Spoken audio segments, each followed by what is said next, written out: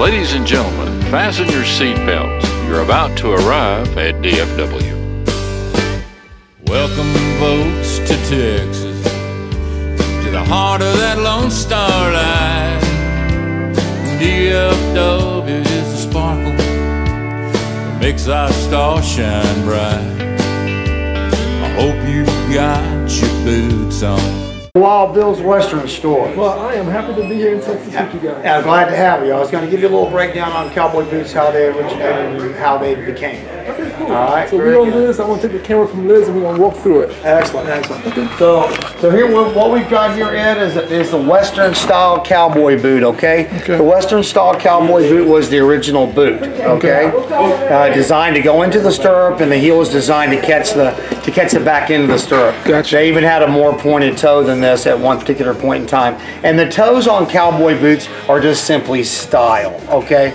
But the original idea, though, the point was easier to go into the stirrup. Okay. Okay. Now, so these are just two examples of Western style cowboy boots. Now here we have a couple of styles, examples of Roper style cowboy boots. Roper style cowboy boots are more subdued.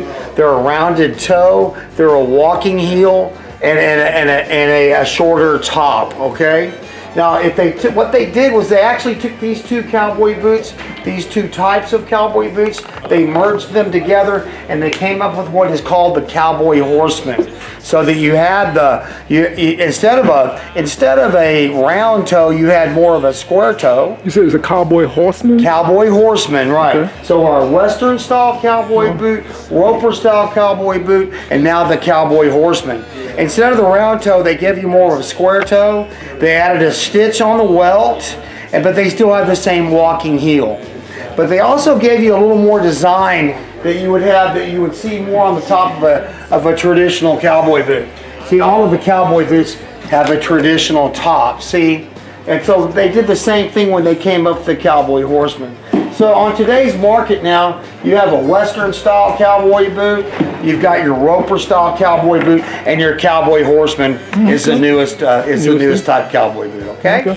What kind of cowboy boots we see a lot in the movies? Is there any particular Western style. Western style. Western style is the Roper style cowboy boot like this was very popular in the 70s. If you've ever seen the movie Urban Cowboy, yes. They were all wearing that kind of cowboy boot. It was very popular in that time period. A little more of a work boot, a little more of a casual type boot, to where your Western style cowboy boot could be made from any hide. It could be your top end dress, boot, or your basic cowhide boot. Same thing with the horseman. It can be made anyway, and as well as a Roper style. So you can make a cowboy boot out of pretty much any,